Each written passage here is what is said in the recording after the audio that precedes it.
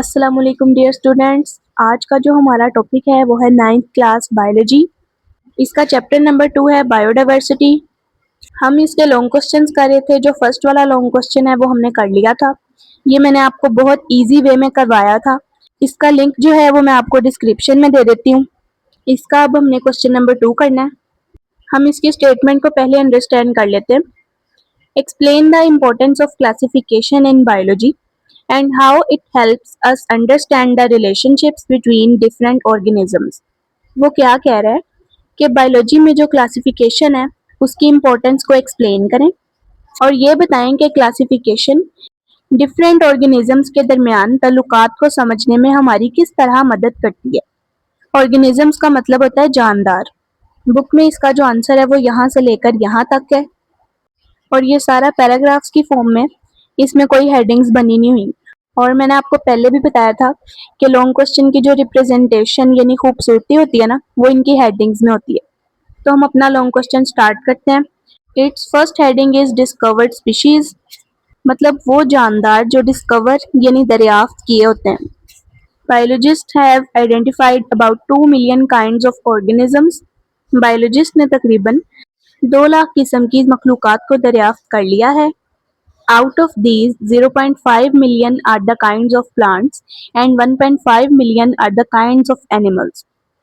मतलब इसमें से 0.5 मिलियन प्लांट्स की किस्में हैं और 1.5 मिलियन एनिमल्स की किस्में।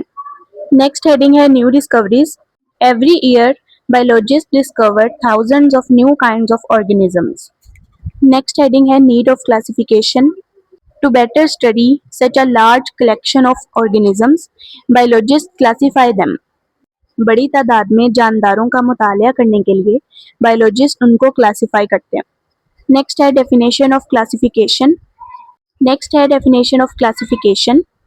Classification is the process in which organisms are divided into groups and subgroups on the basis of similarities and differences found in them। Classification एक ऐसा प्रोसेस होता है जिसमें ऑर्गेनिजम्स को सिमिलैरिटीज यानी जो उनमें सेम सेम चीजें होती हैं ना, वो और डिफरेंसेस की बुनियाद पर ग्रुप्स और सब ग्रुप्स में डिवाइड किया जाता है। नेक्स्ट है aims of classification. The main aims of classification are to determine similarities and differences among organisms so that they can be studied easily. मतलब ऑर्गेनिजम्स में मौजूद उन सिमिलैरिटीज और डिफरेंसेस को मालूम करना जो कि इजीली स्टडी की जा सकती हैं। To find the evolutionary relationships among organisms, organisms के दरमियान इवोल्यूशनरी रिलेशनशिप्स फाइंड करना।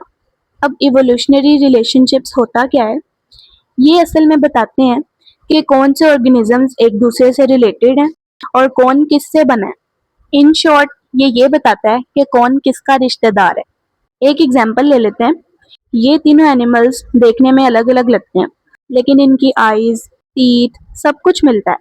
अब इसका मतलब क्या हुआ कि बहुत पहले ये सब एक ही एंसेस्टर से बने थे। नेक्स्ट चलते हैं प्रिंसिपल्स ऑफ क्लासिफिकेशन पर। Following are the principles of classification. Biologists classify organisms into groups and subgroups on the basis of similar physical characters। Biologist organisms को सिमिलर फिजिकल कैरेक्टर्स की बुनियाद पर ग्रुप्स और सब ग्रुप्स में क्लासिफाई करते हैं। सिमिलर फिजिकल कैरेक्टर्स से मुराद है बॉडी स्ट्रक्चर।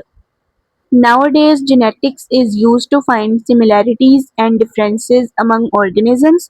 आजकल ऑर्गेनिजम्स के दरमियान सिमिलैरिटीज और डिफरेंसेस फाइंड करने के लिए जेनेटिक्स का यूज किया जाता है। नेक्स्ट पॉइंट है information is also used to study similarities and differences in structure and functions of organisms. मतलब ऑर्गेनिजम्स के स्ट्रक्चर और फंक्शन की सिमिलैरिटीज और डिफरेंसेस स्टडी करने के लिए इंफॉर्मेशन का भी यूज किया जाता है। नेक्स्ट है advantages of classification. Following are the main advantages of classification. इसका पॉइंट नंबर 1 है classification allows biologist to group similar organisms together.